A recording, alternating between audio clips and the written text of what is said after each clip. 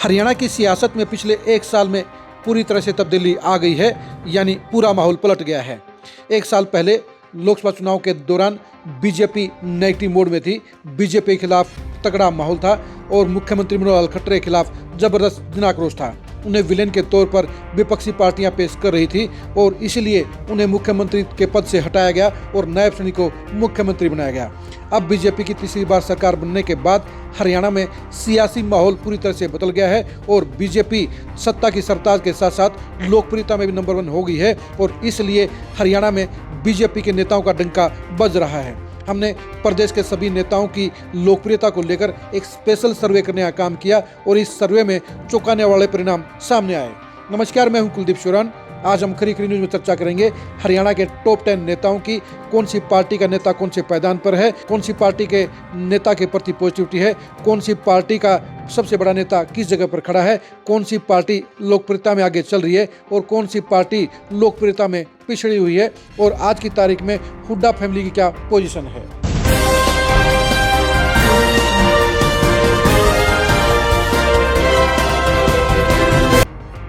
खरी खरी न्यूज ने लगभग 5000 लोगों से एक स्पेशल सर्वे के जरिए ये पता करने का काम किया कि हरियाणा की सियासत में आज की तारीख में कौन से नेताओं का क्या माहौल है। हमने सभी 90 हलकों का सर्वे करते हुए आंकड़े जुटाने का काम किया और इसके परिणाम चौंकाने वाले हुए।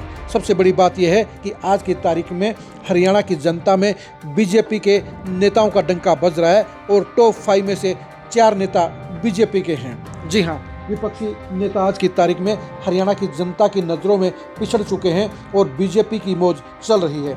सबसे ऊपर नायब सैनी हैं। मुख्यमंत्री नायब सैनी इस समय हरियाणा में लोकप्रियता के मामले में नंबर 1 चल रहे हैं। हरियाणा की जनता को नायब सैनी का व्यवहार पसंद आ रहा है। उनकी नॉर्मल लोकल बोलचाल लोगों को अटैच कर रही है और वो जनता के चहेते मुख्यमंत्री बने हुए हैं। यानी 1.25 साल में नायब सैनी जनता के चहेते मुख्यमंत्री के तौर पर उभर कर सामने आए हैं। उनका देर रात तक आम जनता से मिलना, उनका मौके पर अफसरों को कार्रवाई के लिए कहना उनको फेवर कर रहा है और इसीलिए जनता में उनकी नंबर 1 नेता के तौर पर पोजीशन और पहचान दोनों ही बन गई है। नंबर 2 पर पूर्व मुख्यमंत्री मनोहर लाल खट्टर हैं। मनोहर लाल खट्टर के खिलाफ जो मुख्यमंत्री रहते हुए नेगेटिविटी थी, अब वो पॉजिटिविटी के तौर पर नजर आ रही है। खासतौर पर हरियाणा के युवाओं में सबसे आगे मनोहर लाल खट्टर नजर आते हैं। 80% युवाओं में मनोहर लाल खट्टर का इस समय बोलबाला है। बिना खर्ची, बिना पर्ची की उनकी नौकरी देने की सिस्टम की प्रक्रिया युवाओं में उन्हें लोकप्रिय बना गई है और इसलिए वो युवाओं के दिलों पर राज कर रहे हैं। इसलिए मनोहर लाल खट्टर नंबर 2 पर हैं।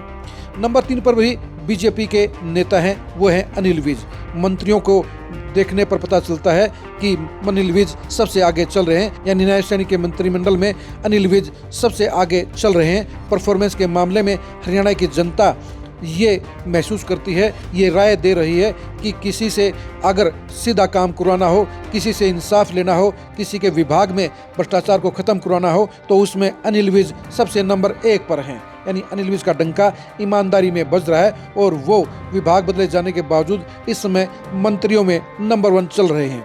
नंबर 4 के ऊपर राव इंद्रजीत सिंह हैं। बेशक से वो सेंटर के मंत्री हैं, लेकिन दक्षिण हरियाणा में सबसे आगे राव इंद्रजीत का डंका बज रहा है। उनकी बादशाहत नजर आ रही है। उनकी बेटी आरती राव मंत्री बन गई हैं, लेकिन बेटी से बाप अभी काफ़ी कोसों आगे है। यानी लोकप्रियता में साउथ हरियाणा में जहां वो नंबर 1 पर हैं, वहीं पूरे हरियाणा में नंबर 4 पर राव इंद्रजीत हैं। नंबर 5 पर आज की तारीख में पहले जो नेता हैं वो हैं भूपेंद्र हुड्डा। भूपेंद्र हुड्डा बेशक से अपनी सरकार नहीं बनवा पाए हैं, बेशक से उनकी गलतियों, उनके अहंकार ने उन्हें सत्ता से महरूम कर दिया है, लेकिन विपक्षी नेताओं में आज की तारीख में भी भूपेंद्र हुड्डा नंबर 1 पर हैं। लेकिन यह भी सच्चाई है कि उनके बेहद नज़दीक अभय सिंह चौटाला पहुंच चुके हैं। अभय सिंह चौटाला की पार्टी के बेशक से 2 ही MLA हैं, लेकिन ये सच्चाई है कि कांग्रेस की सरकार नहीं बनने के चलते बहुत सारे जाट वोटरों का मिजाज बदल गया है। बीजेपी को हटाने के लिए जिन जाट वोटरों ने भूपेंद्र हुड्डा के जरिए कांग्रेस को वोट दिया था, उनमें से अब लगभग 70% पीछे हट चुके हैं और यही वजह है कि बीजेपी के खिलाफ जेजेपी और इनेलो का जो जाट वोट बैंक कांग्रेस के पक्ष में गया था, अब वो पीछे हट गया है और उस वोट बैंक में आज की तारीख में अभय सिंह चौटाला नंबर 1 चल रहे हैं। यानी नंबर 5 और नंबर 6 की लड़ाई में बेशक से भूपेंद्र हुड्डा नंबर 5 पर हैं, लेकिन अभय सिंह चौटाला उनसे बहुत पीछे नहीं है।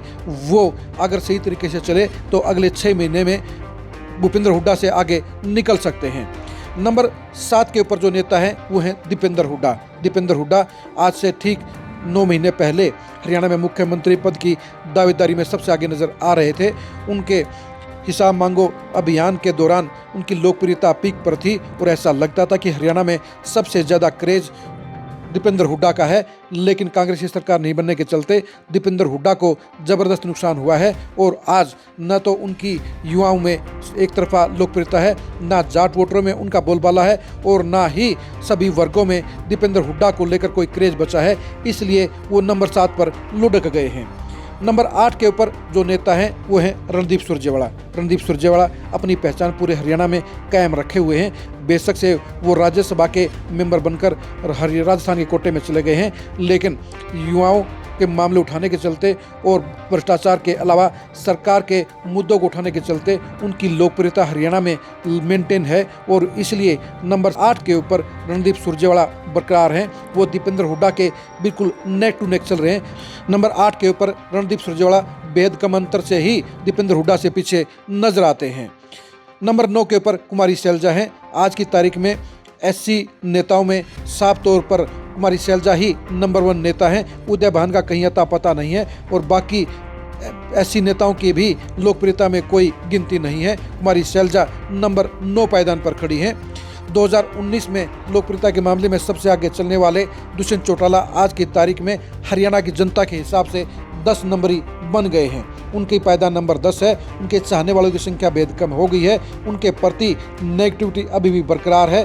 खासतौर पर जाट नेताओं ने अभी भी उन्हें माफ़ नहीं किया है। यही वजह है कि उनका ग्राफ बेहद नीचे चला गया है और हरियाणा के नेताओं में वो 10 नंबर पर लुढ़क गए हैं। आप हरियाणा के नेताओं की इस सूची के बारे में क्या कहेंगे, कमेंट करके जरूर बताइए। नंबर 1 पर नायब सैनिक के रहने की क्या वजह है, इसके बारे में अपनी राय दीजिए। नंबर 2, नंबर 3 और नंबर 4 पर बीजेपी नेताओं का बोलबाला क्यों है, इसके बारे में भी राय दीजिए। हरियाणा के विपक्षी नेताओं को जनता अब ज़्यादा पसंद क्यों नहीं कर रही है, इसके बारे में अपनी राय दीजिए। आप हमारे फेसबुक पेज को फॉलो कीजिए, आप हमारे यूट्यूब चैनल को सब्सक्राइब कीजिए। नमस्कार।